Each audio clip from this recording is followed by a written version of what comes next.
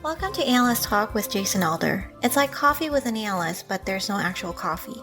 Each episode, we interviewed an expert in the field of law enforcement analysis to share their career-defining stories and to get their insights on the world. Please join us on recognizing and learning from these brilliant minds as we define the law enforcement analysis profession one episode at a time. Thank you for joining me. I hope many aspects of your life are progressing. My name is Jason Elder, and today it's anniversary day. Happy 4th anniversary to LEA Podcast, Analysts Talk with Jason Elder. We've been doing this for 4 years now, and with me, of course, is the co-creator, Mindy Yoon. Mindy, how we doing? I'm good. How are you doing, Jason? How's everybody doing? I think we're doing well. Do we feel like college graduates? Oh, yeah, it's graduation season. It's our 4th year, 4 years of, Yeah, I mean, if you read the news, it should be just full of doom and gloom. Like you're going into like the worst possible situation in the history of civilization after graduating college, it seems these days. But I'm not too filled with doom and gloom. How about you? Me neither. I mean, it might just be my naive green self of like, oh, look at these new fresh graduates. Like they're all energized, they're all excited to get into the workforce and about to change the world for the better. So I am hopeful for the future. Trying not to be doom and gloom either. Yeah, so we finished 4 years with the podcast, and we made it through COVID. Now we're post-COVID, and we've hit 200 episodes and interviewed hundreds of folks along the way. And we're going postgraduate education. Are we going to get a master's degree out of this whole thing? Is that what we're doing? So, I mean, it's just like you, right? Like you just kept going to school until you find a job. So Yeah, we're gonna keep on doing this till we find something else better to do, or someone tells us we can't, right? Graduate here, be Dr. Elder, Dr. Yoon. Yeah. Oh, geez, that's a interesting concept, Dr. Elder. Huh? All right, so today we're not gonna reminisce per se in terms of this episode where we're gonna go through each and every topic, each and every person we interviewed.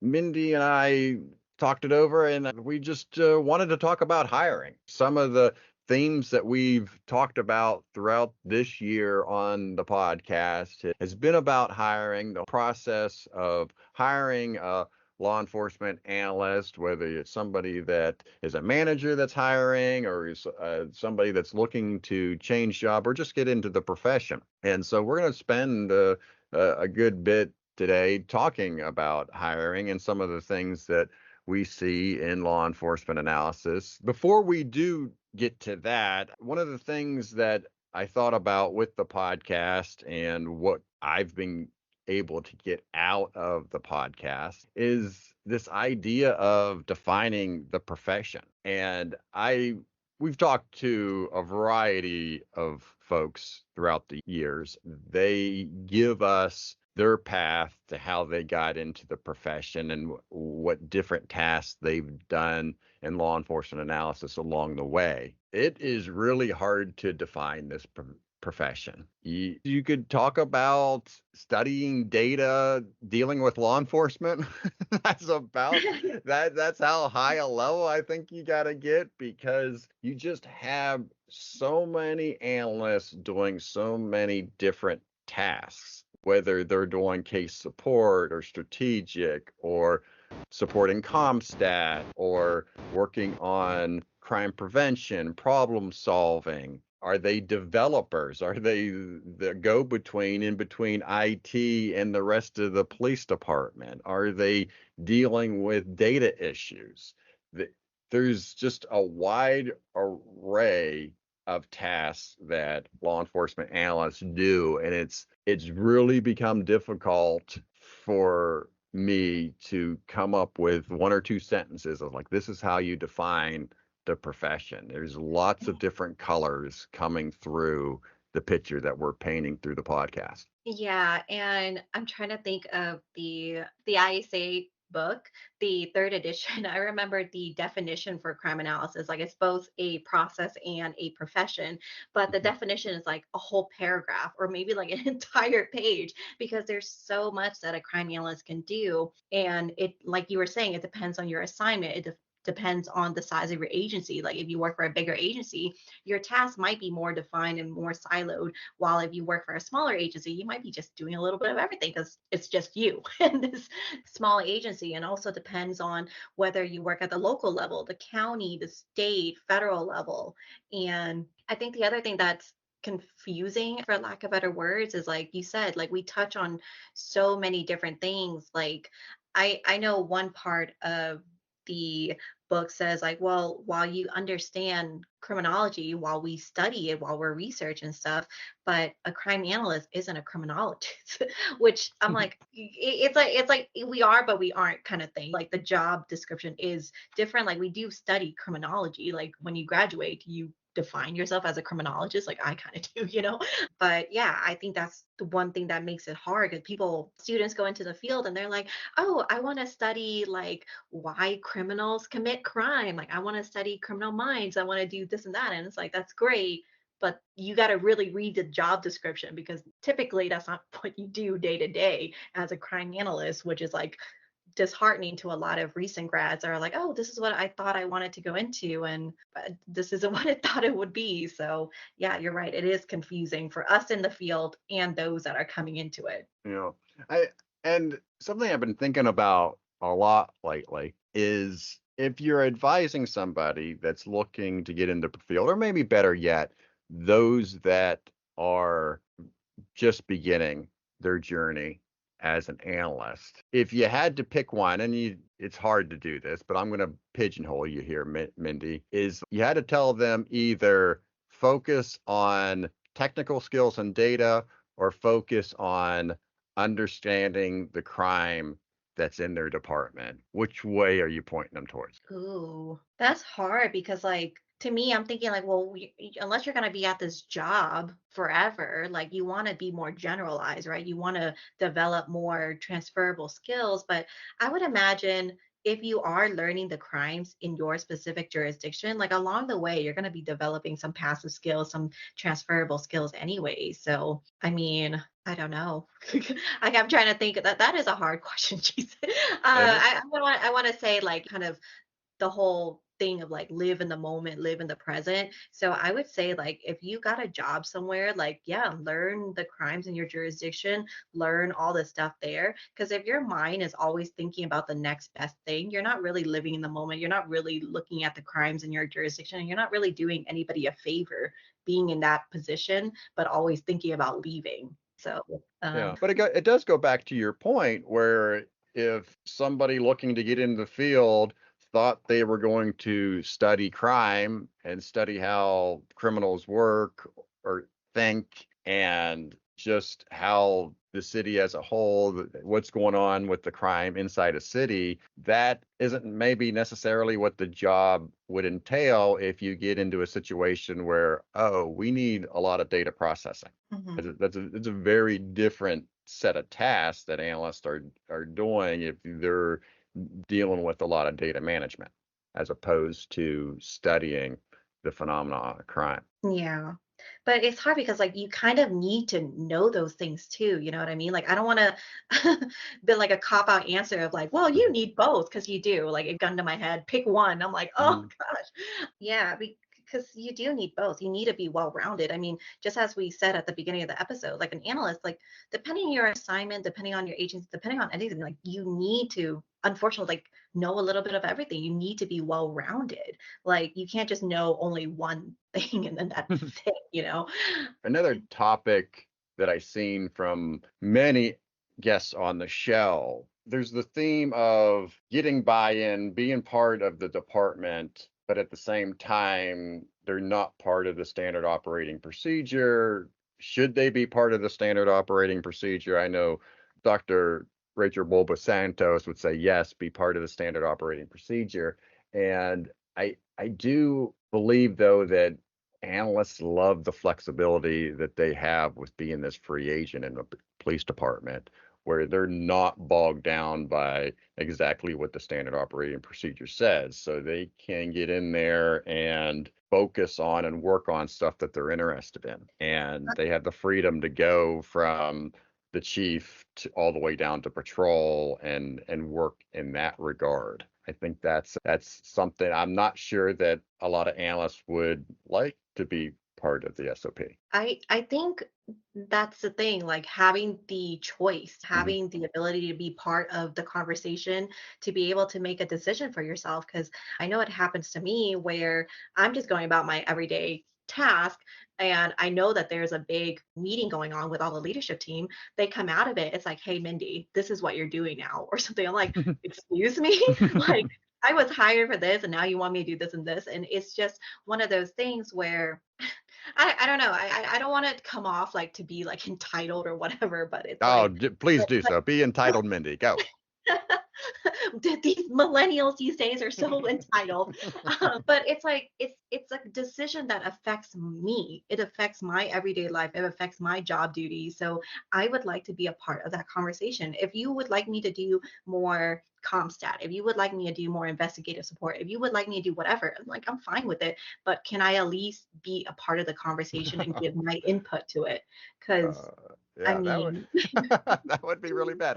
Oh, we're putting you in the SOP. By the way, you're not going to have any insight. We're not going to take anything that you say in terms of developing that. You're not going to be included in this process. yeah, That would especially.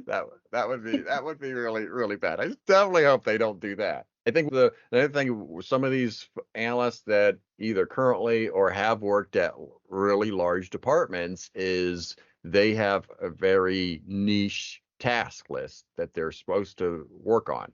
We want you to focus on robberies in this section because there's hundreds of analysts at our city police department, and your job is to focus. You're very concentrated in this one area. You're a brick in the wall type of thing. Whereas then you talk to other analysts that are the single analyst at a small department, and they have the variety. They're the jack of all trades. They're doing a little bit of everything. They're not necessarily focusing on one particular set of tasks in one particular set of area. And I don't think analysts like that flexibility and like the ability to like the know that they can be involved in stuff that they're interested in. Yeah, and like I said, I think it is better nowadays with more people and more leadership understanding what a crime analyst does.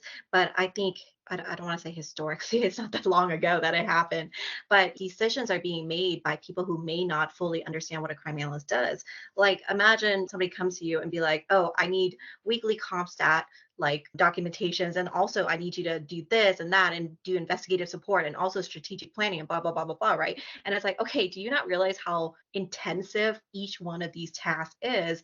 And you're just throwing it on my plate without realizing how intensive and like complex it's going to be. Like if I was at the table just to explain it to you that, hey, this isn't feasible, then I feel like that may make me or like other analysts feel better just to have a voice. Even if it's like, no, we're not going to go with that idea. It's like, well, at least I got a chance. But like I said, it's like you're going about your everyday lives, doing your daily Mm, tasks that you're hired for. Next, after a big meeting, it's like, okay, now you're going to take on 5 additional tasks, whatever it is, right? That's mhm. going to take X amount of time. And it's like, okay, that kind of throws off everything else I'm doing. And then give it another 6 months to a year. And it's like, okay, why are you performing so horribly? I'm like, well, because I'm doing 4 different jobs right now. Like, if you would have consulted with me just a little bit, it doesn't need Mhm, to be formal, but like mhm, 5 minute conversation in the hallway of like, okay, how intensive is or like time consuming is it going to take to, for example, put together a CompStat folder? I remember you talking about it in previous episode where it's like you take a month or 3 weeks or whatever to do it, you finish, and then next year you're doing it all over again. Like that was the entire job. Like it took so much time. So on top of your other duties, I presume. So Yeah, Mindy, why are you performing so poorly? And by the way, here's 3 other tasks. yeah. And I think throughout the year, this past year, talking to a lot of managers, a lot of folks that have worked their way up from being analysts into management positions and have gotten into hiring. And I think it's been interesting. One of the questions I've really enjoyed asking is, what do managers look for when hiring an analyst? When they're in that interview process, what are you looking for? How are you making the decision to choose this person over another person? And it's been a really interesting conversation. And just like the profession, I get various answers. One of the things that I find interesting is one common theme is, are you going to be a good fit? That is really fascinating to me on a couple different levels, because number one, are you going to be a good fit? I don't know if you could study or do anything proactively to be a good fit at a place, right? It's like if you didn't get hired and they said, oh, the other person was going to be a better fit, like what are you supposed to do with that information? Like, there's nothing uh, actionable about you finding out that you weren't going to be a good fit, because I don't even know what specifically what you would do with that bit of information. Yeah, it's so subjective and it's from agency to agency. I mean, I'm sure both of us, I mean, I would imagine some people like us and some people don't. Like, it's just, it is what it is. That's just how Mhm. real life works too. But I have to say, I have seen an interesting phenomenon, and people can like correct me if I'm wrong. Well, first, let me preface. I think it has been I don't know what the word is. I'm blanking out on the word, but a quote stuck with me when I first was in trying to get hired is that you want to hire the heart, but then train the hand, which is like, I know it sounds like super cliche, but it's like you're hiring people based on like their fit, their personality. And it's like, okay, they're not that strong in Excel or whatever, but like you can train that. So it's things like that. But I'm going to flip it on you right now. I Mhm. have seen where people were not a good fit, but their skills were so good that they could not be overlooked. And the parallel that I draw for House fans is House, because he's not from all I've seen from all the episodes, like he don't seem like a pleasant guy to work with. Okay, like everyone has complaints, everyone has something to say, but the thing is, he's like the genius on the team or whatever, and like, oh, we can't deny that House is such a good doctor and all that stuff. And I've seen that on the job where it's like, okay, I really don't. I'm just gonna use myself as an example, just because I don't want to roast anybody else. I'll just roast myself, or maybe I'll roast you. Go ahead. I'd be like, dude, Jason sucks, dude. I Mhm. hate working with Jason, but yeah, he is such an Excel expert. He is such a SQL expert. I don't like the guy, but he really has the skills. So if you have a bad personality, you got to make that up with some really strong skills. How do you define fit? How do you define personality? How do you find whatever? But like that's what I've seen. Like if you have like the personality of like, I don't know, like a stale cracker, you better be like an expert in something just so Yeah, people can overlook that. yeah. It's funny, Mindy, how over the years knowing each other, how we've turned into an old married couple. I just recently, about a month ago, picked up House. I stopped watching it like midway. I think there's like 7 seasons. I quit watching it at like season 4, and I've recently just started watching it. I watch a couple episodes a week now, and then we're going through that.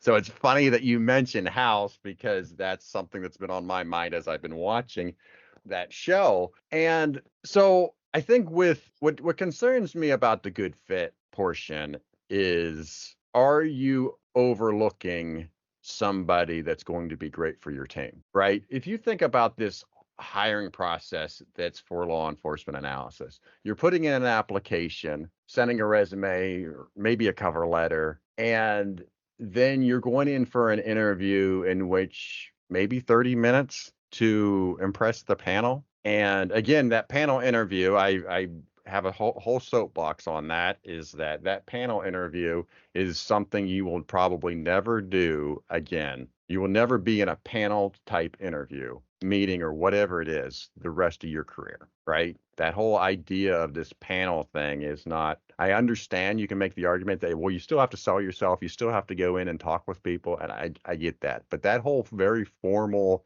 panel interview, is a process that analysts don't do on a normal basis in meetings. But that being said, I like to make an argument for that though. I mean, the formality, I agree with you there, but I forget if I told you, but like, do you remember my panel interview for one of my jobs? There was like 12 people on my panel.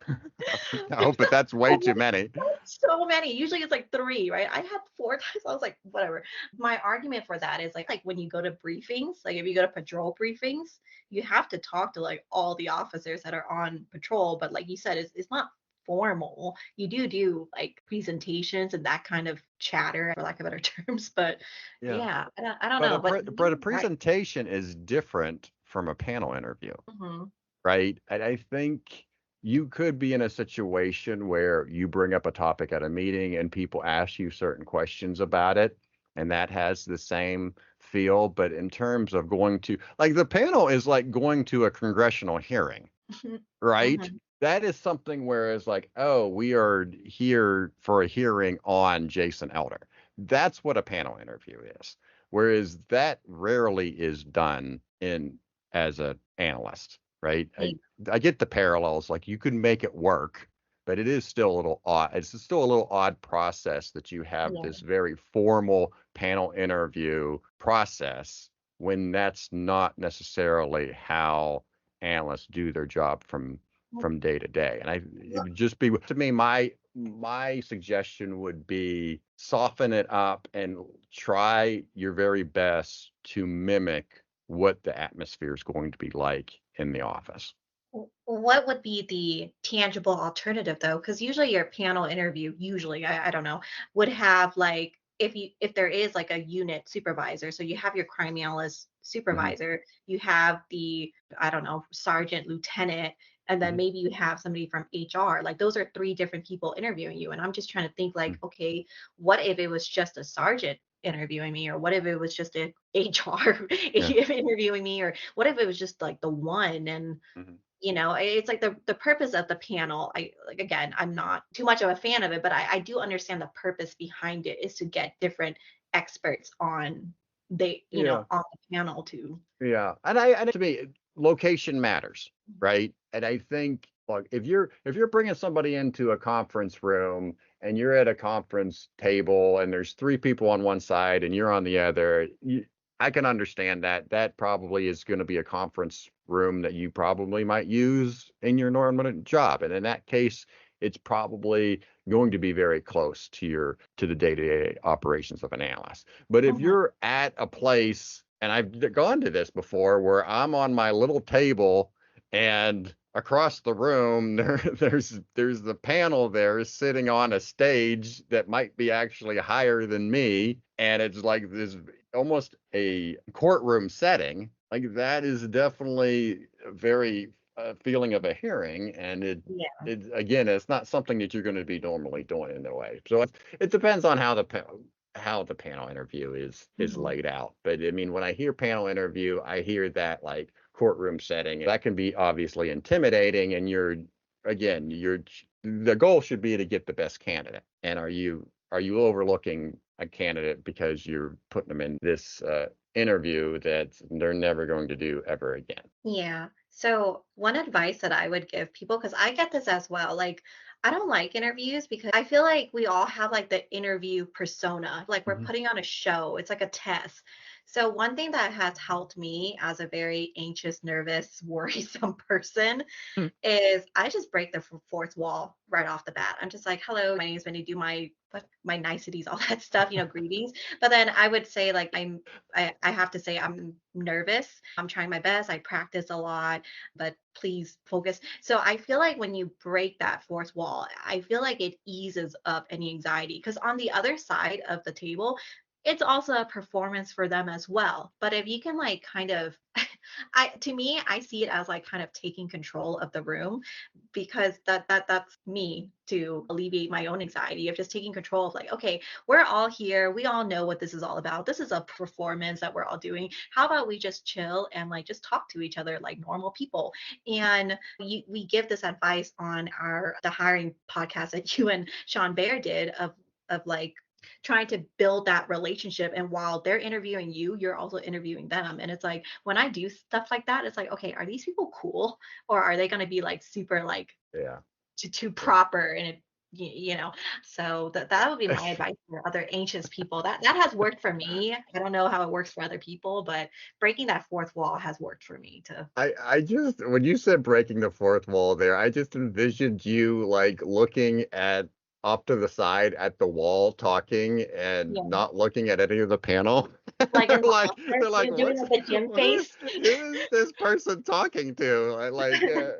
That Just to the side, just being like, these people don't know that I just like, yeah, they yeah, probably call. It'd be like, yeah, excuse me, we need a yeah. psych hold on one of our Mhm. interviewees, please. This is directly related to soft skills, which is another Mhm, thing that I've heard a lot from hiring managers is, does the analyst have soft skills? mhm, And that's obviously something that's on display when you're doing an interview. Communication, whether written or oral, is going to be on every single job application mhm, that there is for law enforcement analysts. And yet, you go to training, you go to conferences, there is little to no training on these soft skills. And that's definitely something that when you talk about sworn officers and going what they go through in terms of the academy, there is a lot on soft skills, on communication that they have to go through. And with analysts being introverts or shy, however you want to describe them, soft skills is definitely something that they should be taking on and trying to improve. I agree. And soft skills, maybe it's me because, like you said, I've never been to a training where they developed my soft skills. I just kind of had to learn it the hard way as I went through the profession. Because, like you said, like if you're introverted, if you're shy, like you've known me for years, like Mhm. I would imagine my personality has changed throughout the years. And I've told you before, like one of my first employee reviews is like, oh, Mindy's too shy. Mindy needs to speak up more. And I've always felt like I wasn't a right fit for this profession where you feel like you have to be extroverted. You feel like you have to be the loudest one in the room. You feel like you have to do all this, and like it's so counterintuitive to who I am, how I define myself.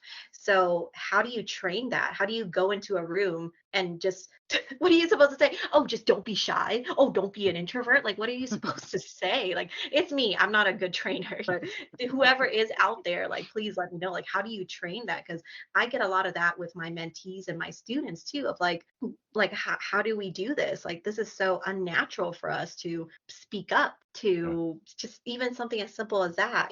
So Mhm. I'm not sure. These soft skills are going to be on a stage in this interview, and you could be an analyst and actually never present data, Mhm. right?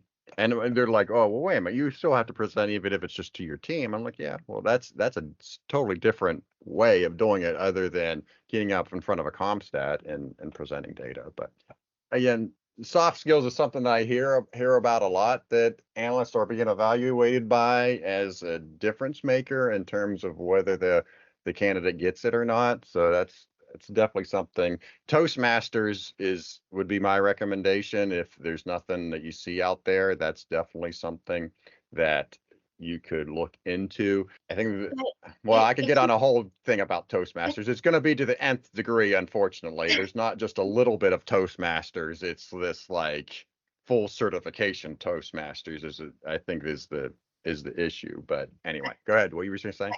what bugs me about that though is like you feel like you have to change who you are to get the job. You know what I mean? Like I'm not the shy, quiet girl anymore, but I still say that I'm an introvert. I still define myself as an introvert. I still define myself as certain things. Like I just don't think that you should have to fake your personality for the job. You know what I mean? You're going to be here 40 hours a week, X amount of years. Like you don't want to have to wear this mask all the time. So like we talk about soft skills as on the other end as like the applicant as the employees, but like I this is an honest question. I'm not trying to like put Mhm. put it on anybody else, but like as a supervisor, like how do you weed past like that shyness, the introvertness, and find good people. For me personally, like I said, I can only use myself as an example. If my previous supervisors never took a chance on the shy, quiet girl, like I wouldn't be here. You know what I mean? Like I needed people to help bring that personality, whatever soft skills, communication skills, whatever you want to call it out of me. But like if we never give people a chance, again, I really don't know what the answer is. I'm trying to pose a question to our listeners, to you, of like, how do you balance that? Like, yeah, not everybody's going to have the right soft skills right out the door, but like what other skills do they have that we like, that we think we can train, that we can nurture to bring it out, you know? Yeah, I mean, look, the one of the answers is, as an analyst, you're going to have to talk to people, right? You're Mhm. going to have to do it, right? That's part of the job. Yeah. And would you want, and you're going to be, obviously, we get into the dynamic of civilian and sworn, and how that can be complicated. And you're going to have to, for what my graduate professor told me, get over your shyness, right? Yeah. That's one big lesson that he taught me, is like, get over your shyness, and that you're there to do a job. That's your role. You got to start being comfortable in your own space, type of Yeah. thing. And so I do get it. I'm not thinking that it's going to be a change. You're going to grow. And I do get to your point that it's like, okay, this isn't really necessarily who I am, but I'm going to have to go do this in order to get a job and Yeah. whatnot. But at the same time, you're going to have to communicate, written, oral communication. You're going to have to do that. It's not just dealing with a computer and data.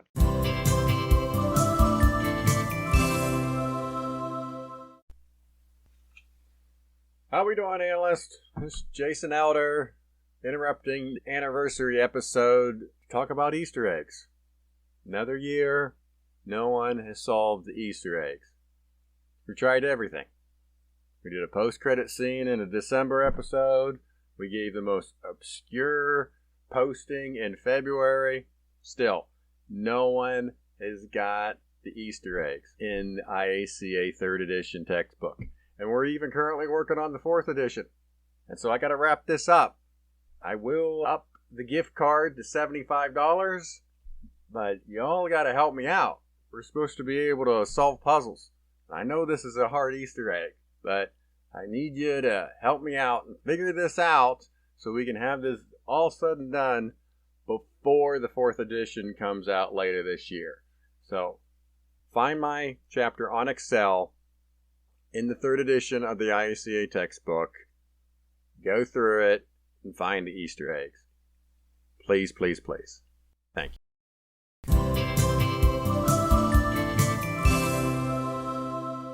But to your point, the next point that I had on here is location, location, location. Mm-hmm. Meaning that you could get in a situation where, somebody can take a chance on you. Somebody can see maybe past the hiccups in an interview. Maybe it's because there's not that many applicants. I talked to some folks when they were interviewing candidates, or they were being interviewed, is, oh yeah, there was only a couple other candidates that were part of the process. And then I'm talking about other ones where there's like, yeah, we had one position and we were interviewing 25 people, and it's different locations, right? So Mm-hmm. it's not standard across the board, that you might just be in a situation that the job that you're applying for is going to have less applicants, and it's going to have a different set of rules because of that, as opposed to one that's more popular, where you're going to have to try to stick out in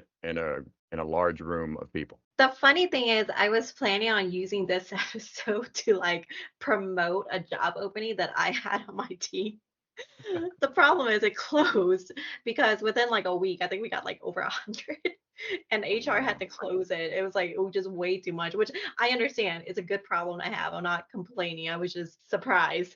I've never been on the, what do you call it? The application phase, the elimination phase. So I'm curious to see how many we narrow it down from there, of like, okay, we have 100, like, do we pick like 50? Like where do you go from there? Like how do you track all of those? But one thing I found interesting in this process, so like I posted this on my LinkedIn, and I think hopefully a decent amount of people have saw it, was I received a lot of direct messages. I'm kind of transitioning into our next topic that I would like to ask you, I would like to ask our listeners, is like, how fruitful is it to send a direct message over LinkedIn or even over email? So I got this advice when I was going to hire, is like, hey, find the crime analyst or find the supervisor, find and email them, introduce yourself, reach out to them. Like, don't be just another number, like out of 100. Like, I'm not going to remember every single name, so it's like, oh, stand out kind of thing. But the problem that happened was when people messaged me, I responded to everyone. Like, whoever is listening, if I didn't respond to you, message me again. I will respond to you. I responded to everybody who messaged me, but I unfortunately had to message everybody with the same thing of like, hey, I'm not the right point of contact. Like, there is a point of contact on the job posting itself, and if you really want to know, like, here is my supervisor. But the other thing was like, we're not the point of contact either. It's like everyone has to go through the proper channels, and I know like networking is always a big thing. Like, what's the number one advice everyone always gives? Network, network, network. But like, what does that mean? Like does that really excuse me, does that really guarantee you a job? Does that really give you an in? And to in my personal experience, like, not really. And we're telling people to do this, we're telling our students to do this, all this stuff, to like, oh, that'll help you get a job. Like, does it? Because these people, they're doing what we're being taught, and I feel bad that I had to turn them away and be like, I'm sorry that you're taking the extra step to message me, to network with me, to connect with me, but I can't do anything for you.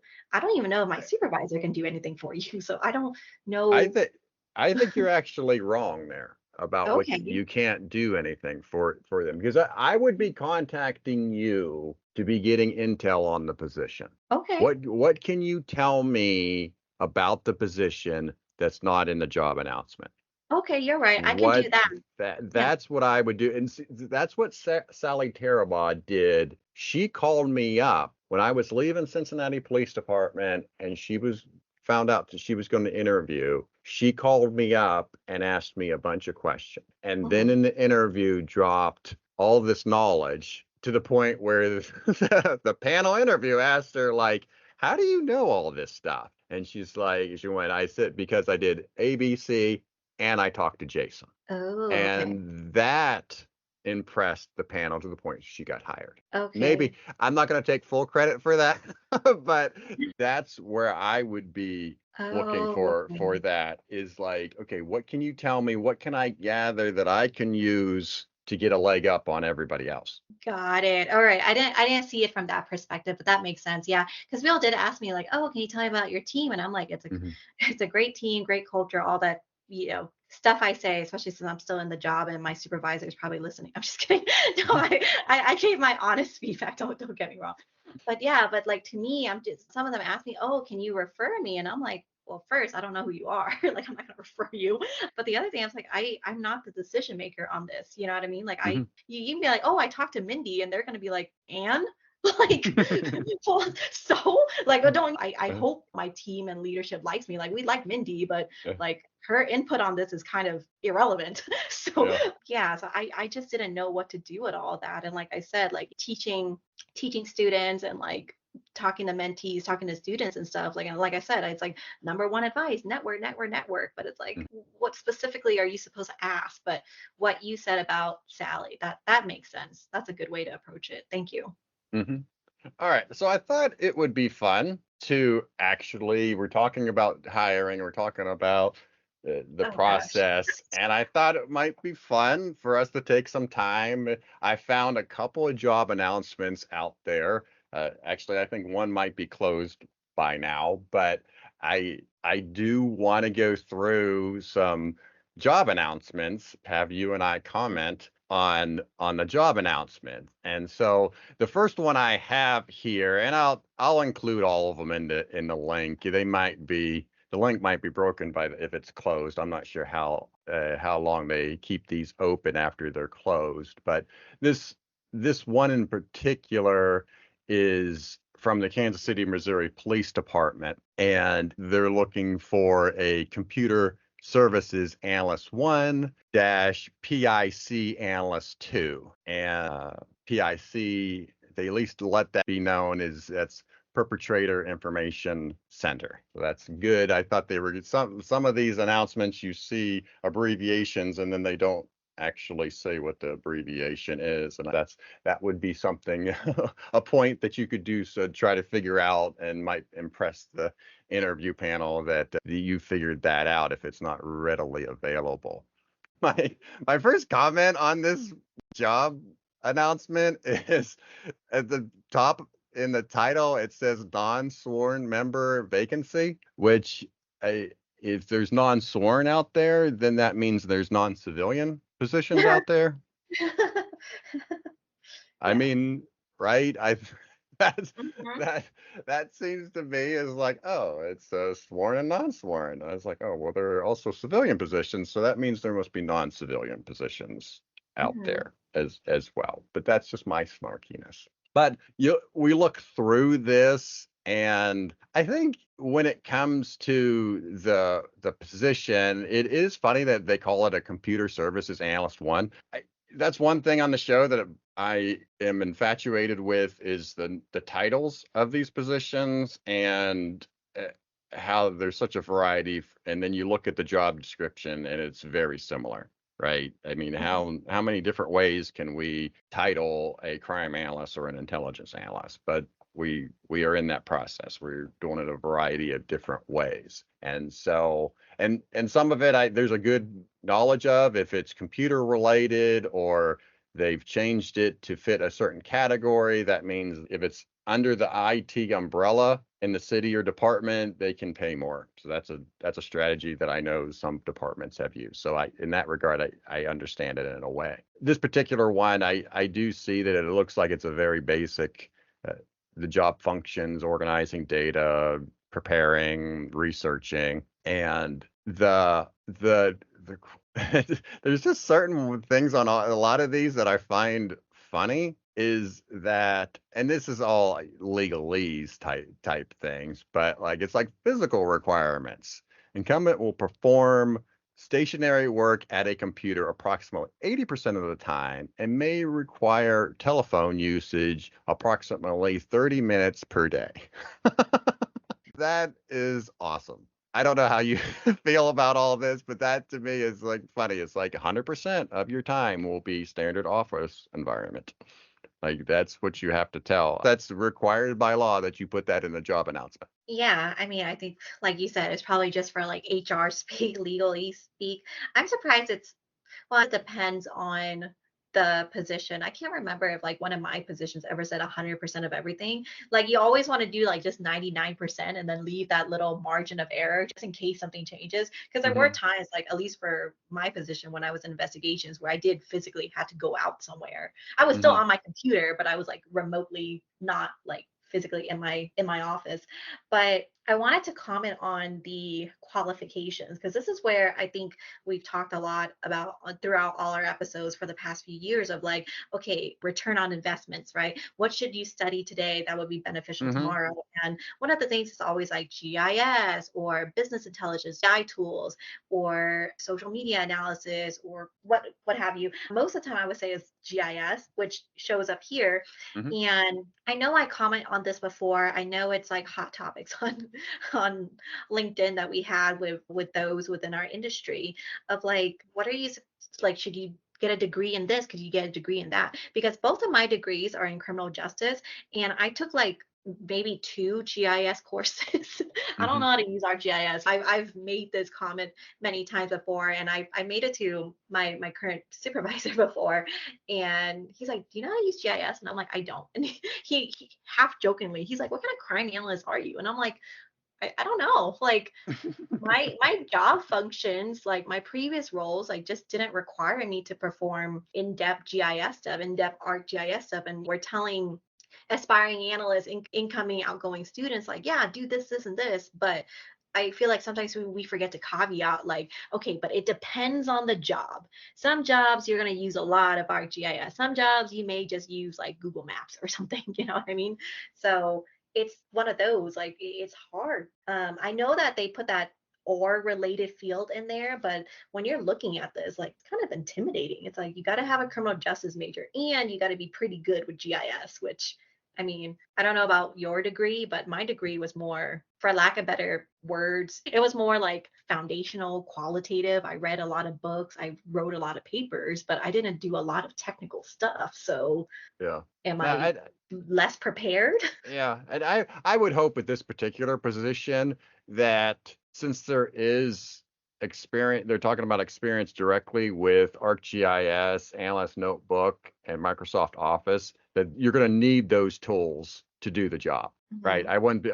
I would hope that they're not putting that in there just because, oh, that's all the tools that we have, and we're throwing the kitchen sink at this job announcement, and these are just everything. You're not really going to use Analyst Notebook. We just have it on there.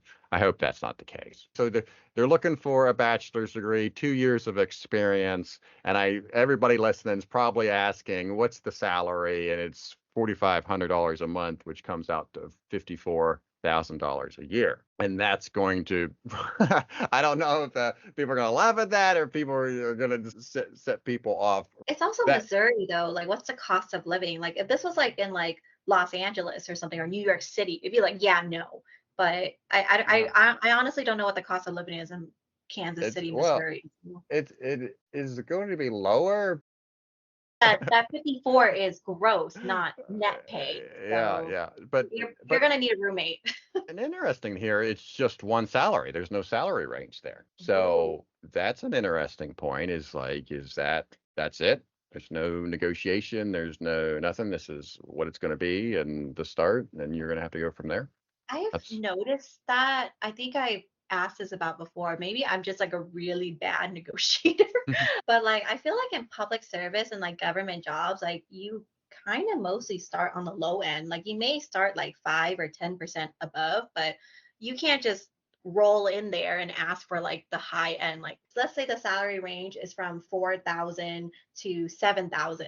You can't just roll in and be like, I want the 7,000 right off the bat. Like I've never seen that before. Like I never heard of it. Like usually maybe you can start somewhere in the middle, but I don't know. Like can you negotiate that high in public service in government? I think you can. Okay. You're gonna have to make your sales pitch, right? Yeah, And that is it not my you, strong suit. you and you may talk yourself out of a position, right? Mhm. Because they have budgets to meet, and if they feel that, yeah, this is a better candidate, but I got this other candidate over here that's going to accept 48,000, then that's what they're going to take. So there's a possibility that you do, but it's all about what you're coming from too, right? If you're new, like I remember when I was brand new, like I would have probably taken whatever they were going to give me because I'm brand new. Yep. If I'm just looking to transfer, I'm like, okay, I'm going to need good reason to transfer. So it's unless I'm moving to that area, but if I'm changing jobs across town, you're going to have to convince me to leave type of thing. It's got to be worth my while. So it just depends on your situation. Yeah. Um, so another one we have here is from Richmond, Virginia, and it's a Capital City Intelligence Center analyst is the title of the position. It does have a salary range of about 60,000 to 90,000 annually. And what I'm laughing about with this, as soon as I brought up this job announcement, under the description, the very first line is, "Are you Richmond ready?" And ready stands for respect, equity, accountability, diversity, you. I'm like, oh my gosh. Like I don't why do they have to turn everything into arts and crafts elementary school when they do these things? Like, do they really need this like slogan and come up with this thing to market and everything else? I'm sure they're required by the city to put, like, everybody has to put "Are you Richmond ready" on all their job applications. But like it to me, I just found that like very funny that that's what the first line of this description is. I I think it's cute. I like it, but I'm also from a different. I don't know. It's just like when you think government, you think law enforcement, you think it's like all just like black, white, and gray, so rigid and stuff. So I like that they're trying to put a fun flair to it. I don't know, but that's just me. All right. Well, so right off the bat, you're Richmond ready. I'm still need to be convinced. All right. Yeah. So again, the job description on this is pretty much the same. I mean, again, it's talking about GIS as another big is part of the description, and so that's definitely something that they're looking for. And in terms of the duties, it's kind of the same. They got again Power BI, SQL, ArcGIS, I2, OneNote. I find it interesting they put OneNote separate from Microsoft Office in this, but that's probably me being technical. It could be considered separate, and they're looking for a bachelor's degree with 2 years of experience. My thing with the bachelor's degree, minimum training and experience. Bachelor's degree in forensic science, crime, criminal justice, police science, law enforcement, or related field. Forensic science? I mean, it does fall under like the criminal justice umbrella, but I agree with you. Like that's a different profession. Like if you're studying forensic science, I assume you want to go into CSI and something, which is like a whole different profession than a crime analyst. So I don't know. Yeah, I think are they catering to like, oh, for those that wanted to go into CSI, but now decided that's not what they want to do, we'll take you. Yeah, put it first too. Like instead of having criminal justice, criminology, what they Yeah, put forensic science first as opposed to like near the end or like yeah, just lumped into quote unquote related field. But yeah. yeah. And plus, police science, I would have to look that up to see if there's a police science bachelor's degree. I'm assuming there is, but I don't know if I've heard of that. Another thing that's part of the requirements that I find really interesting is the acquisition of a Commonwealth of Virginia driver's license within 30 days of hire. And because I find that interesting that we're living a time where more and more folks are just relying on public transportation and not even getting driver's license. And that it was just recently, I think within the last year or two, that the phone surpassed a car as the most important possession that people can have. So I find it interesting that in this case that, yeah, you have to get a driver's license in order to have a job as an analyst in Richmond. I wonder if that's not, I mean, maybe like at some point you may be required to like drive a city car somewhere to go a meeting downtown or whatever. But the other thing I'm wondering if it's just for identification, just to show that you are a resident of the state, because I don't know. Besides, like, I would imagine like New York, New Jersey, like those states are like super close to each other where you can, it's like an hour train ride commute. I would imagine like you have to live in the state that you're working on for like, I assume tax purposes. So maybe that's why it's like, but I don't see why they don't just say like an ID, because you can have an ID without having a driver's license, but locally they're just one and the same. But Yeah, I don't know. You're right. It's probably a city requirement. Again, everybody has to have that, right? They just apply the same standard to everybody, right? And I think a lot of that's the problem with a lot of these job announcements. What part is really part of the specific job you're applying for, and what is just a boilerplate standard that's part of all city applications, right? mhm. So, all right.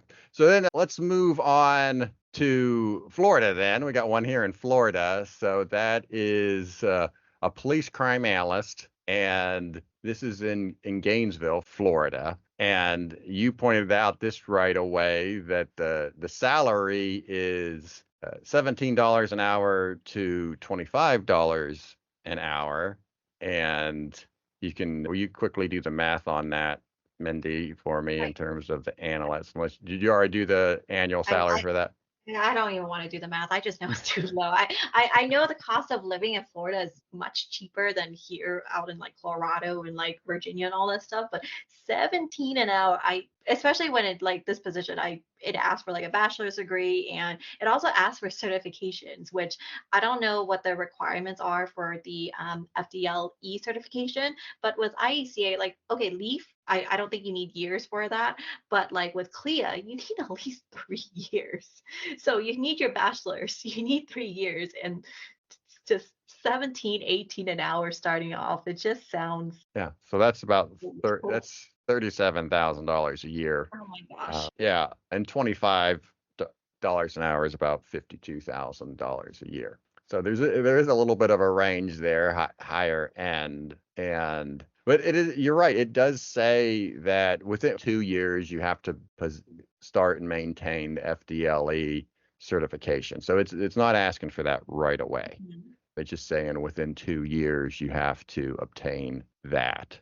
I would imagine that those that already have a certification would be on the higher end, and you should definitely be asking for the higher end if you have a certification already, and maybe those that are coming in new, that they would be on the lower end. But 37,000 is low. Even on the high end at 52 is pretty low. Like I said, I don't know what the cost of living is there, but with these type of Yeah. salaries, like you need a roommate, maybe two, maybe three, you know. And well, besides like the cost of living, it's just retention. Like, how are you gonna keep somebody for so long with that low of a salary? Like, I understand every agency, smaller agencies especially, they have a tighter budget. Like, I get it, but Mhm. then the reality of it is like cost of living, inflation, everything, it goes up like all the time. When no matter how much you love the department, no matter how many, I don't know, pizza parties they throw, you know, there's people need to go where they're being paid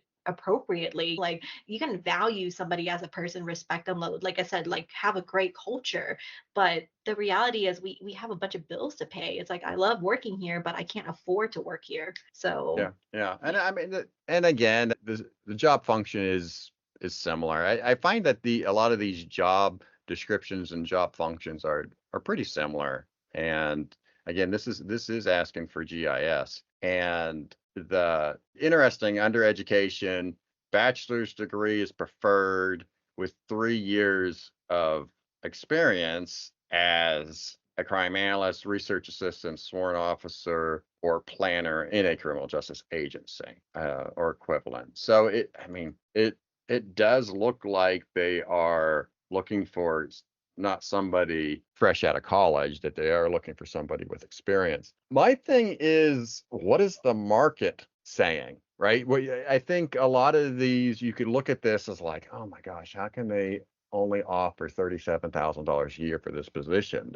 There's a lot to this. Like you talked about getting a roommate, but it would be interesting to sit down and talk with these folks and say, okay, what applicants did you get? Are you getting the applicants that you're comfortable with hiring off of this job announcement? Because while we can bellyache about the salary of this, if this generates applicants that they can hire and pay and get the job that needs to be done completed, then they're doing what they're supposed to be doing, right? They put this thing out, and you can talk about it being like fishing. Like if they got people taking the bait and it's working out for everybody involved, then that's what the market is, right? so yeah, I will I can make a defense for this is if they're okay with a revolving door, if they're okay with being a stepping stone, then power to them. And these type of positions, as unfortunate as they are, I feel like kind of is necessary. Like this, Mm-hmm. like hear me out, especially like as a college grad, right? Like I would love it if all crime analysts just makes 90 grand right out the door, right Sure. out. You know what I mean? But the thing is like, how competitive would that position be? And if you're a new grad, no experience yet, like you're not going to likely not going to qualify for that 90 grand a year right out of school. Mm-hmm. So like these lower paying positions, these positions that have lower qualifications, lower requirements are kind of necessary because the alternative is like, oh, just internship programs, volunteer. I'm like, okay, but even those are limited. Like Mm-hmm. even my office, we only can do one intern per semester. Like that Mm-hmm. means we're going to be missing out on so many, right? Mm-hmm. So like you said, we can bellyache about this, we can laugh about it, we can roast them all we want, but like again, if they're okay with the turnover, if they're okay with that, and like I said, they're kind of, for lack of better words, like kind of doing a service, especially for those trying to break into the industry. Like, yeah, I don't qualify for the 90 grand a year, but hopefully I qualify for the 37 grand a year. And if they're okay with being my stepping stone, then I would really appreciate them. Thanks for this. Yeah, and I think that's a good point that doesn't have to be your end all be all career. If you're looking for growth and you're looking for experience, this is going to give you experience, right? It doesn't have to be something that you have to stay in this position forever, right? Mhm. Yeah, go get in there, get some experience, get your foot in the door, network with the law enforcement analysis community, and find ways to move up or move on.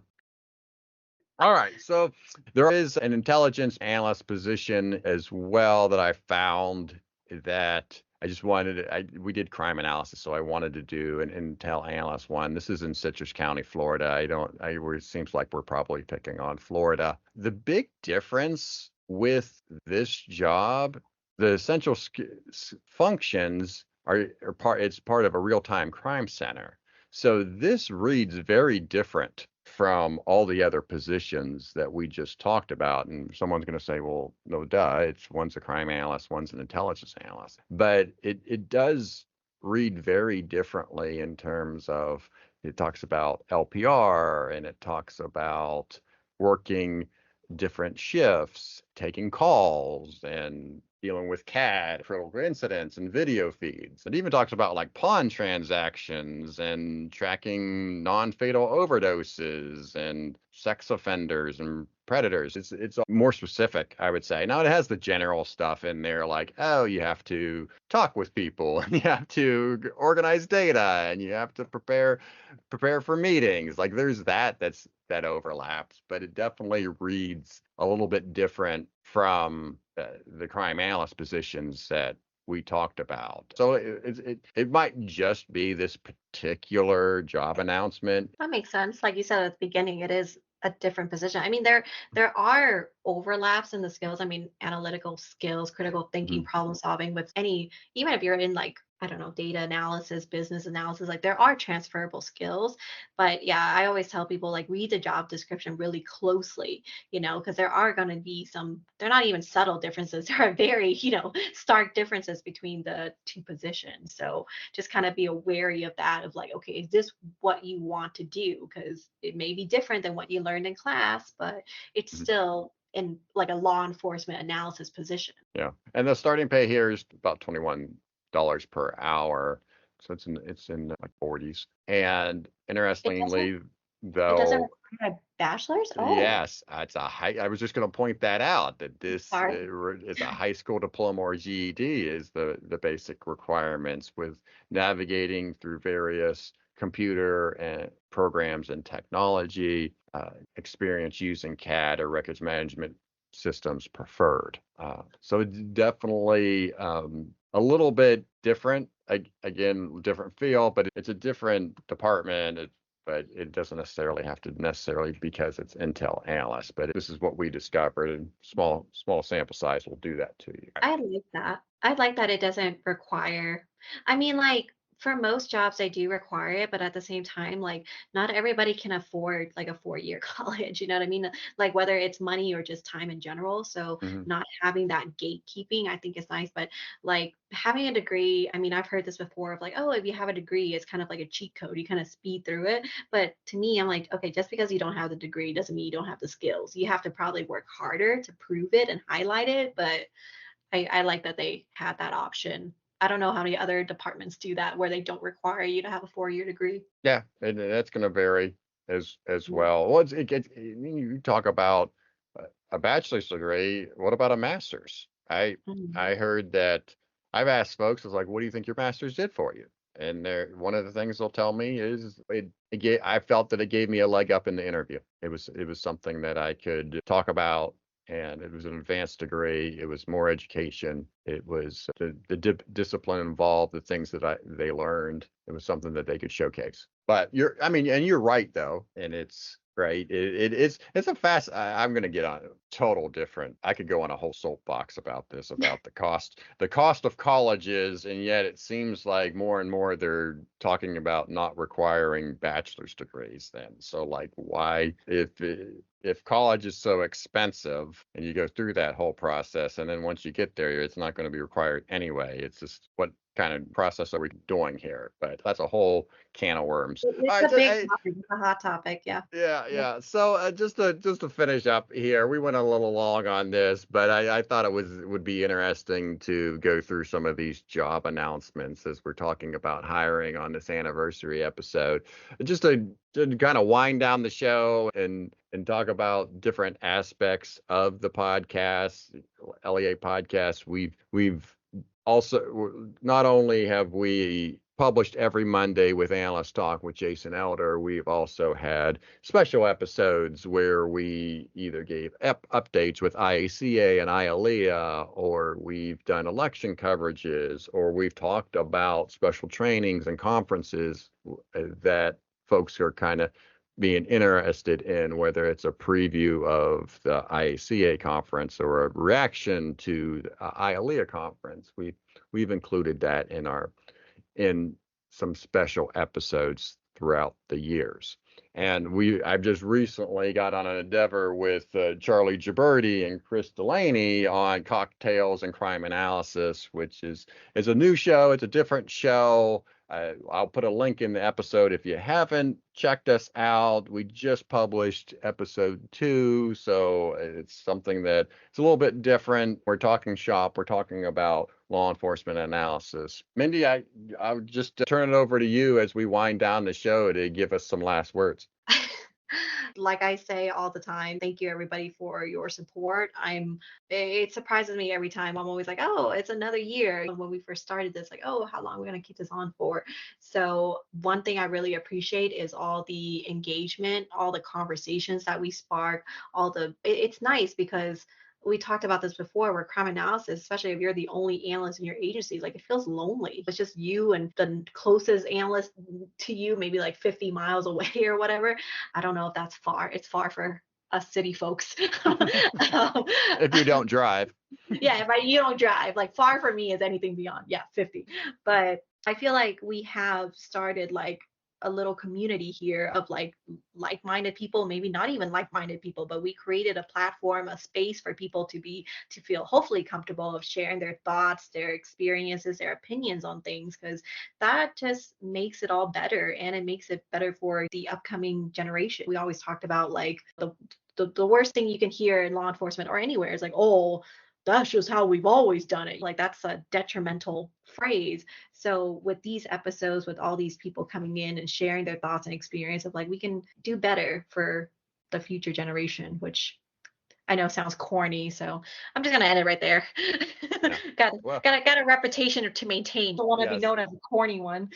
Yes. Well, just like we always do on this show, we've given them just enough to talk bad about us later. Badly, but sure. Yes. Exactly. You're the only one that points that out. Everybody else doesn't pick it up, but you're the only one that picks that out. So thank you to everyone. Mindy said it best, and be safe, everyone. And thank you. Thank you for joining us today on Analyst Talk with Jason Elder. We hope you not only enjoyed the show, but also learned something new. For more information on our guests and information relating to today's topic, please visit our website at leapodcasts.com. Special thanks to The Rough and Tumble for our theme song. For more of their music, you can visit their website at theroughandtumble.com. Also, thanks to Kyle McMullen for our show logo. For more of his design, please visit his website at moderntype.com. The show is hosted, recorded, and edited by Jason Elder and written by me, Mindy. You can contact us both via the LEA podcast website. Please join us again next time as we interview another expert in this great field.